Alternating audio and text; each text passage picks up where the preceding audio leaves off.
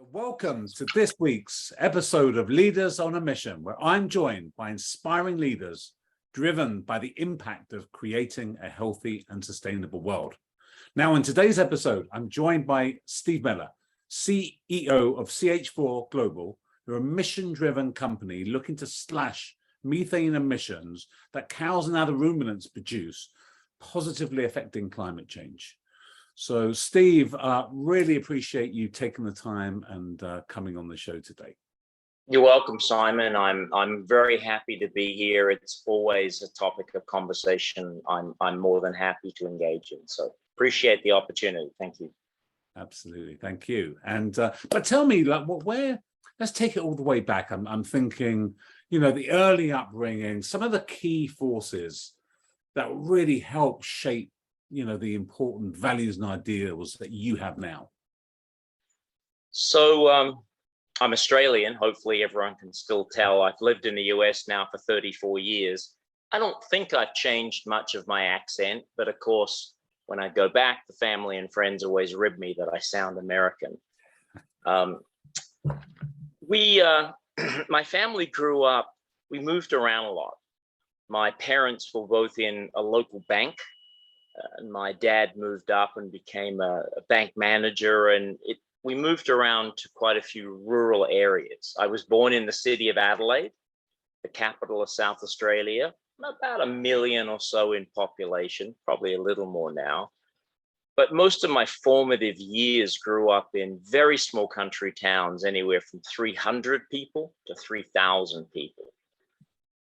And in fact, all of my secondary year schoolings, so years 8 to 12, were in a town of 300, where the high school, all years, 8 through 12, had about 100 people. And in my final year of year 12, there were 11. Me, another guy who had actually failed the year before and had come back, and 9 other females. Mostly everyone else had gone off to work on their farms, the family farms or so. So it became, the moving around, I think, influenced me significantly to be able to understand and assess what's going on around you. You move into country regions where people are 3rd, 4th, and 5th generations in there, and you're an outsider. And so how do you find ways to manage to talk to and integrate into that in a way where at least partly accepted?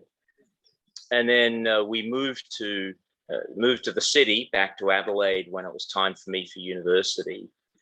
I was at that stage the only person in my entire family, extended across my mother's siblings and my father's siblings, to go to university. And so I sort of did the whole hog and did everything, including a PhD in Adelaide, and then promptly left. And I remember I did the usual Australian, let me travel around the world for a while with a backpack. I spent the better part of a year in Africa, traveling overland. And I remember distinctly my mother saying to me at the airport in Adelaide before I flew off to Zimbabwe, she says, "You're not coming back, are you?" And I said, "Probably not." and part of that, I think, Simon, was the influence within Australia, and in particular within South Australia. It's really very parochial. People don't move away. They stay within the community. Absolutely nothing wrong with that. It wasn't enough for me. I wanted to see and interact and be part of the much bigger world that was out there. So I set off to do that, and I've traveled 85 countries. I've spent the last 34 years doing all sorts of incredibly interesting things, fulfilling both personally and professionally. So I think a lot of that has shaped who and how I am and how I think about things now. So yeah, no, great. No, thank you for that. And clearly it looks like you said you did your PhD, and I know that the first part of your career was, I suppose, as a research professor as well, I think, in pharmacology. So it sounds and looks like you have very different views for your career and what you wanted for your career back in those days. So as far back as I can remember. So in this small rural town, we had only two, and then we got a third station, TV, I meant. So we came home from school and there wasn't much to watch, but there was a show on TV back in the 70s called Quincy. I remember Quincy Quincy, MP. yes, the pathologist. And he was a forensic sort of guy solving crimes, and that fascinated me. That TV show just fascinated me, and it's what I decided back then I was going to be, a scientist, certainly, and perhaps in forensics. And interestingly enough, as I went along my university degrees, and I'd applied to the South Australian Police Force for a job in the forensics department. 6 months before I was, 3 months, I'm sorry, before I was due to leave to head to Africa, to head to a postdoc in Iowa. And I didn't think anything of it. And then they offered me the job. And so in your life, you're often faced with these choices. And sometimes they're really big ones that take you on a very different path. So I said, I could stay here in Adelaide, do what I said I've always wanted to have done. I know people here, I know the community, or I could take off on the road less traveled and head to Africa, spend 8 or 9 months in all sorts of, situations and circumstances, and there were certainly some, and then end up in Iowa that I knew nothing about and embark on a different journey. And I chose the latter. I've often chosen the latter, and I think that's, again, not because it's more difficult, but it's more challenging personally and professionally, and it rewards me in ways that I think are important for me. So yeah, no, great. And so you went to Iowa, right? You were Yep. Yeah. Research professor there for right about 6 years. Yeah, amazing. And just before the end of that, there was no term limit to it. I could have stayed there. And I was considered one of the world's experts in my field, which was certain aspects of studying both chronic pain and acute mechanisms of pain, and how we modify things in a way that's helpful to us as humans. And in fact, some of the work that I did has led to some new drugs in the market that are used now in here. But I was 34 then, and I thought, there's got to be more than this. And serendipitously, Procter & Gamble came knocking, and I was offered a job at Procter. In fact, I was offered 2 jobs at Procter & Gamble by 2 different parts of the organization. And I didn't know anything about it. When I first got it, I went home and I looked in my cabinet, and there's all of these P&G products. And I thought, yeah, why not? It's time for some new challenges. So I said, great, I'll head to Ohio, Cincinnati. Knew really nothing much about Cincinnati, having lived in, the Iowa Midwest, and then spent the next 18 years there. The first half of that time, a little bit more than half, was in healthcare, continuing to do what I was doing, and then broadening in that to a much wider portfolio that I managed. And then I moved into a corporate role where I got heavily involved in capabilities for the company. How do big companies innovate faster and better? This whole idea of open innovation. I moved myself with the CTO and CFO's permission out to San Francisco to better understand how Silicon Valley worked. How could the company benefit from that sort of an ecosystem, and what would that look like? Spent about a year and a quarter out there. It's when I met the woman that's now my wife. One of the reasons I'm still here after 34 years. And I got involved also in the company's sustainability goals around water, waste, energy, materials. And how does a big company, the #1 brands in many of the categories. So it sells a lot of stuff. And so things that could do a small benefit can actually have a large one when you spread it across the numbers, the volume of products that they sell.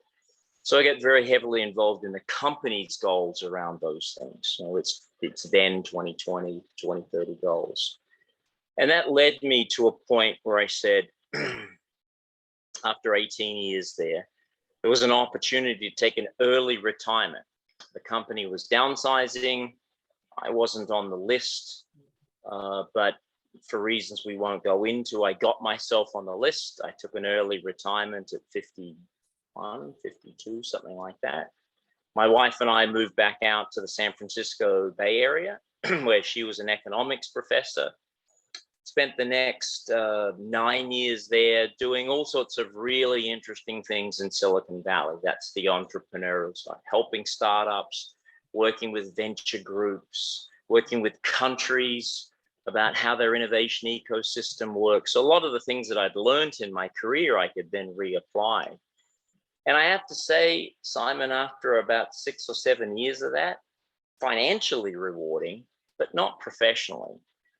And the opportunity, confluence of a series of events came up to start CH4 Global a bit more than 3.5 years ago. So I did, with some co-founders in New Zealand. It's where I was when I came up with the idea of what to do. And it's been an incredibly wild and interesting journey for the last 3.5 years or so on what we're doing. So yes, It's been very diverse. I could never have predicted it. It's one of the things that I think's different about my career. It's been when an opportunity comes by that looks like it can be personally and professionally satisfying, why not give it a shot? What have you got to lose? I could stay doing the sorts of things and for the next 3-4 decades of my life. But again, it drives me to learn and build and create new things. It sounds like you're in the sweet spot of where you want to be at the moment, as it were. Absolutely. This is what I'll do for the rest of my career, however long that lasts. We moved to Las Vegas. In fact, if it shows up on your screen, that's it behind me, the valley, the city, the strip, and the downtown. We moved here about 1.5 years ago. And again, by choice, we had a great home. We lived literally in the middle of Silicon Valley, all sorts of very interesting people, but it was time to do something different. So we moved here. We live on a golf course. We have fortunate to have what we want. It's less crowded, but importantly, from a company standpoint, there are 0 state taxes versus 14% state taxes in California. So as the company grows and becomes very successful, I've saved all of the shareholders significant amounts of money by simply moving here. Right. Okay. I tell you what, you must be good friends with Nabil, right? Knowing that you worked at P&G and you live in Vegas, right?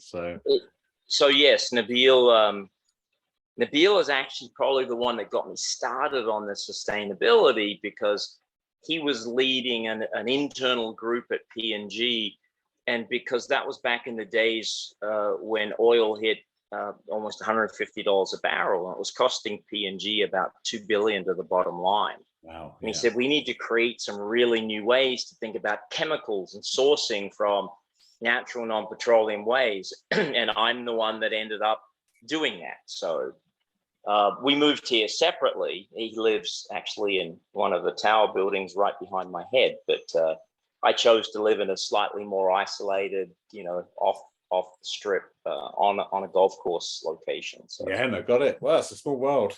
It's a small world.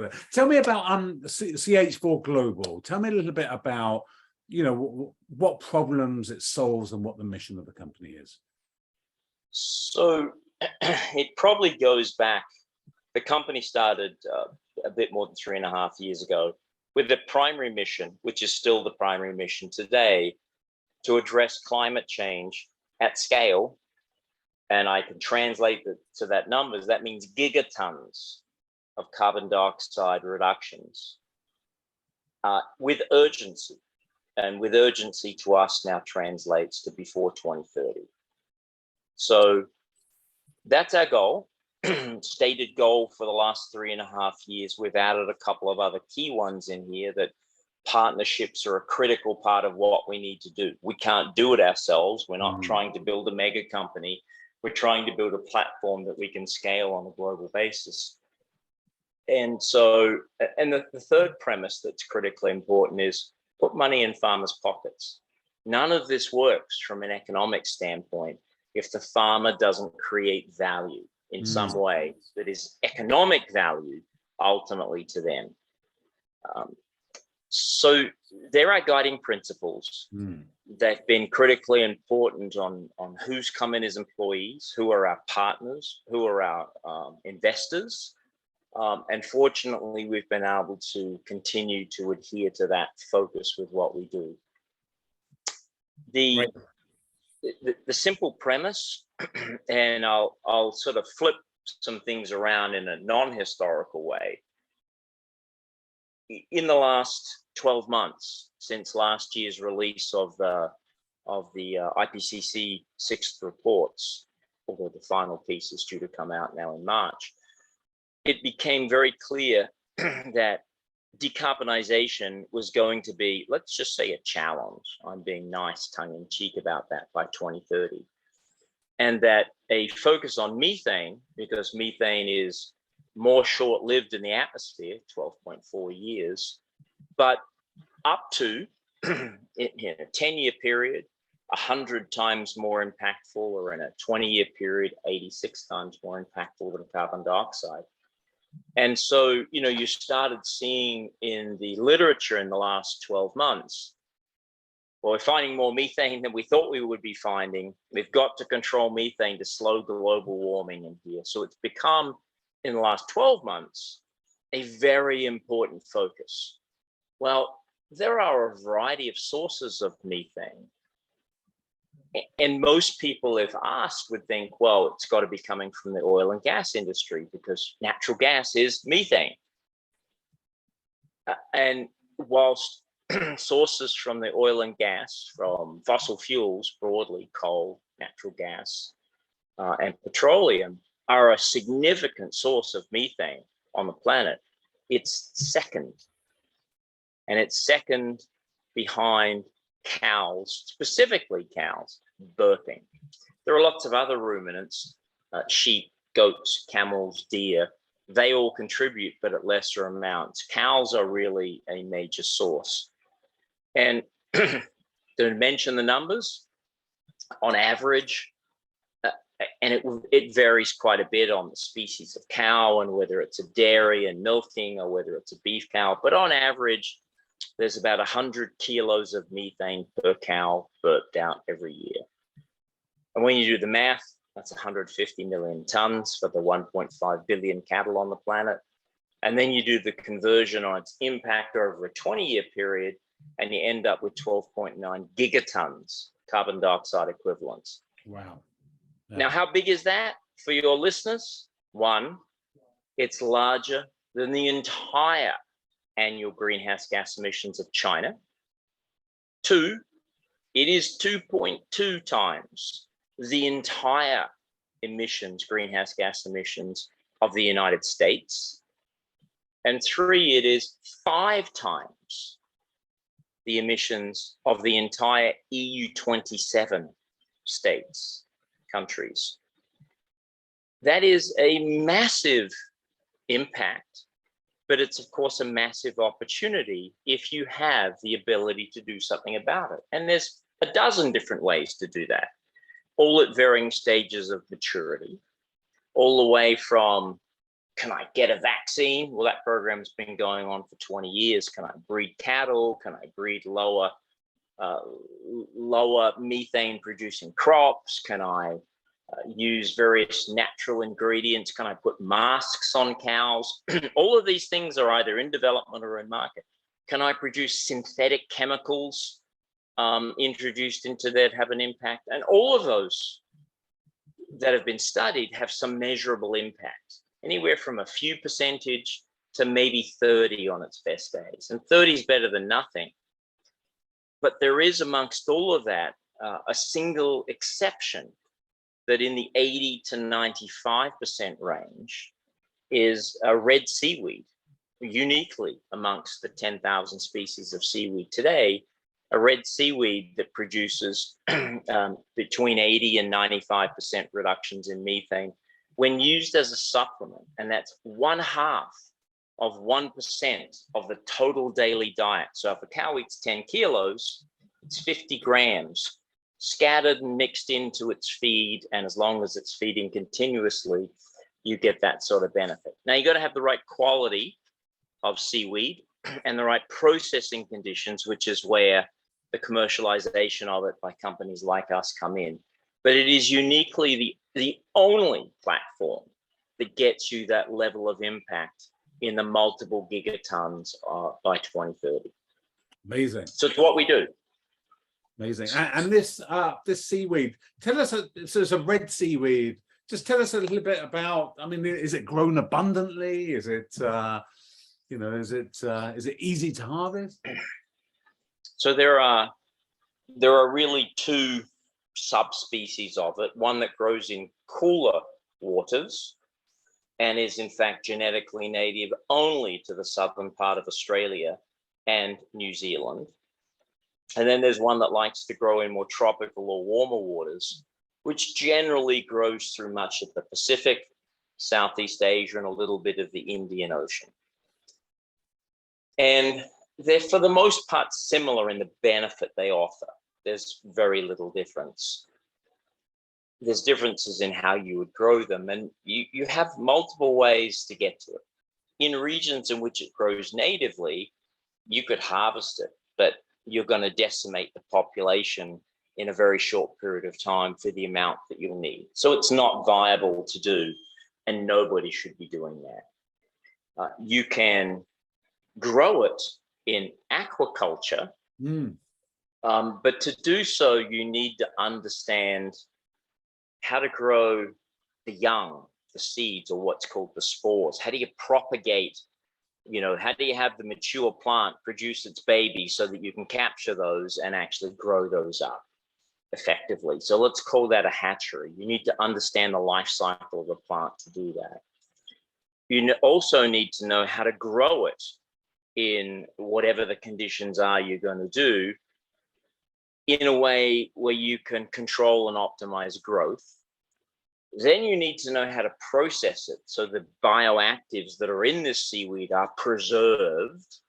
Then you need to know how to formulate it and packaging it. So that's sort of the sequence of what you need to do. But for the growing, you can grow it in the ocean. Much like happens with mussel farming today, you put those little spores, or even cuttings of adults, and you can put them onto these little ropes. You put them out into the water, and 60 to maybe 80 days later, you've got mature plants that you can harvest. The ocean, the sea, provides all of the nutrients: phosphorus, nitrogen, dissolved carbon dioxide. It requires carbon and sunlight. The downside is you get growing seasons that might be 4 or 5 months a year. So you don't have continuous production. They're like terrestrial plants, right? They grow, then, they flower, they drop their seeds, and they die back. So you could also not grow them in places where from a weather event. Again, with climate change, you've got increased severity of hurricanes going through the South Pacific. So if you grew something in a country, a year later, it's likely going to be decimated from your production system. So there's great upsides from a cost standpoint. It's relatively inexpensive, but the downsides are, how do you control the environment? So you can grow it on land in closed, contained systems. And most people who are exploring this now have gravitated to that. And those containers can be tall and thin and wide and see-through and not, and everyone's got their own variations they're doing. But you can intimately control nitrogen, phosphorus, and other ingredients that you need to control the growth. And if you can do that well, you can keep it in one stage of its growth all year long. So you could just keep harvesting it every day. And now you have, and the amount you can produce and harvest is dependent upon how much you have growing.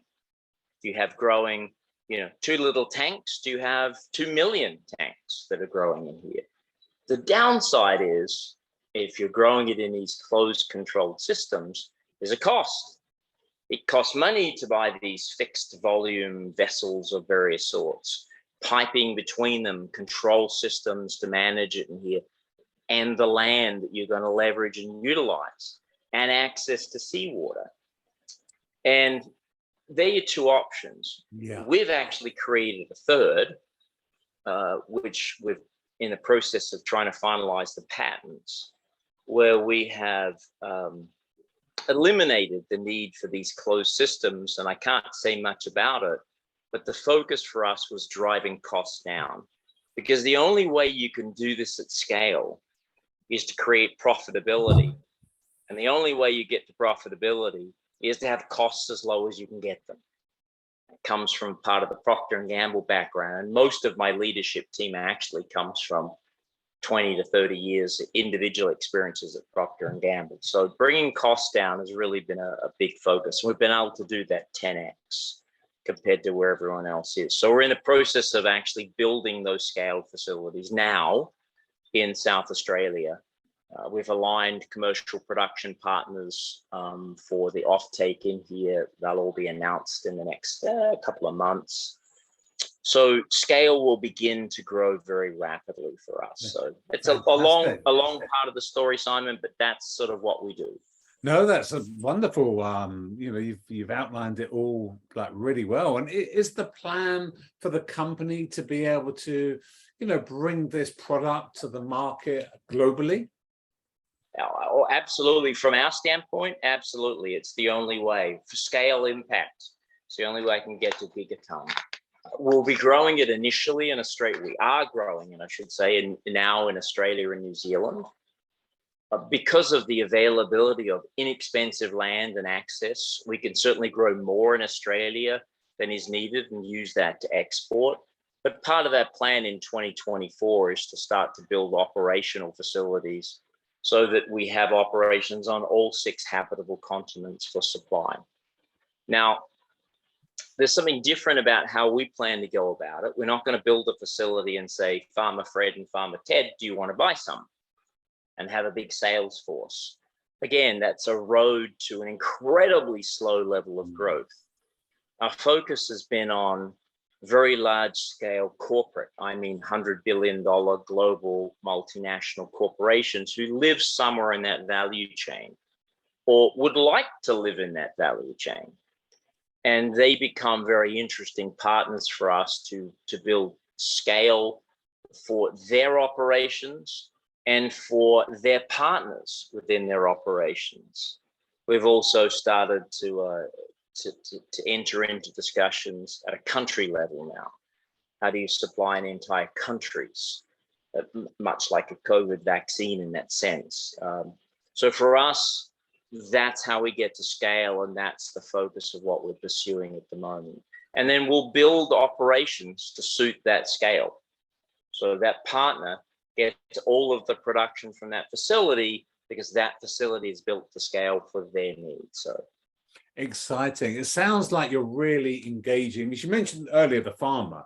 Clearly, the farmer will be purchasing this product to feed the ruminants. But you said something really interesting there, just about the value chain, right? And you think about the interconnected nature and the responsibility of the people who are more downstream, with this. That sounds like it's a major thing. It sounds very exciting. It may not necessarily even be the farmer actually purchases it. So if you think about, let's just say the opportunity is for a major corporation to purchase it, to continue to have supply from their value chain of now a low carbon milk or a low carbon beef, that perhaps they pay the farmer exactly the same. So the farmer's no better off, but they're no worse off. They're still supplying an exclusive supply. Maybe they're incented by the large corporation. A large corporation actually purchases it and then, of course, creates most of the value in the low carbon products that it sells. At a country level, you could imagine the same sort of thing. Well, none of us paid for a COVID vaccine. Why did governments do it? For the health and safety of its citizens. So if you think about the economic viability of cattle, certain countries around the world, it's critically important that they not lose those industries. So it's not a given that the farmer would be actually purchasing it. It may be that a large corporation says, hey, we're going to do this, and they say to their exclusive supply chain, if you want to supply us low carbon milk, you will have to then purchase this, and the value equation is there, and we understand what those economics are. So there are all sorts of variants that may come depending upon who the partners are. Got it. And I know at the beginning you mentioned around, the next 10 years is the most critical, 2030 is the tipping point. What you outlined about the process, it sounds like quite a complex process involving many different steps. How long would it take to build and to get really operational from a large scale viewpoint? 12 months from breaking ground to full supply out of a facility, and whether that's a facility that supplies 20,000 cattle or 2 million cattle, it's about the same time. Is it? Wow. Okay. And we've spent the better part of the last 3 years understanding those 4 buckets and how to work and optimize not only within the bucket, but the supply across it at one year, which is why it led us to, in June of this year, supplying the world's first commercial sales. There are other companies who have provided at their cost materials into trials and other approaches in here, but we were the first to do a commercial sales of product, which is now ongoing for a sustainable beef supply in South Australia in here. And we're able to do that because we've now established the parameters of what that entire end-to-end process looks like in a way that is focused on optimizing for cost. Yeah. Now, and with upgrades that will apply over the next certainly 2 to perhaps 3 years to continue to bring that cost down. Yeah, no, it sounds exciting. It's a real challenge, isn't it? As I know as an entrepreneur, when you're scaling and growing these companies, it's finding that scale, but it really sounds like from a capital viewpoint of what's required to build this, it sounds like you're going to partners and you're going to work very closely with partners that have got the deep capital to help provide. That's true. There are capital lenders, very large scale capital lenders, who we are also now under NDA partnered with, who are following closely what we're doing, and in this next phase of what we build out are intimately involved in what we're doing. So as the financial validation from these next scale facilities come in, they're then ready to write very large scale checks as well. So again, the right word for us is always partnerships. How do we partnership to create the ecosystem to get a platform to scale more quickly for greater degrees of impact? Got it. Yeah, absolutely. It sounds really exciting. What would your hopes be for the company? Like you think about the next, let's think about the next 5-10 years, as it were. What would your hopes be that you could achieve? Well, we've set ourselves a goal in the next 5, but perhaps let's bracket it to 5 to 6 year range, to be able to get to at least 1 gigaton carbon dioxide equivalent removals, effectively removal. That's a large goal. There is almost nothing else from a technology standpoint, whether it's to do with carbon dioxide or methane, that actually can achieve that level of impact in the next 5 to 6 years. So that's we want to be able to have contributed the absolute best we can towards humanity's requirements to reduce greenhouse gases, because at the moment, Simon, it's dismal out there, right? So if you look at where greenhouse gases are, they will have gone up 16% since the year 2000. This is a sad state of affairs. And if you look at what's happening, obviously, in the EU at the moment, and beyond with the Russian invasion of Ukraine, and more importantly, gas supplies and the political games that are going on. And the UK announced yesterday, I think, 150 billion pounds associated with helping consumers heat their homes over the winter. Yes. This is all costs that we're doing at keeping ourselves on fossil fuels. We can't move off of it tomorrow.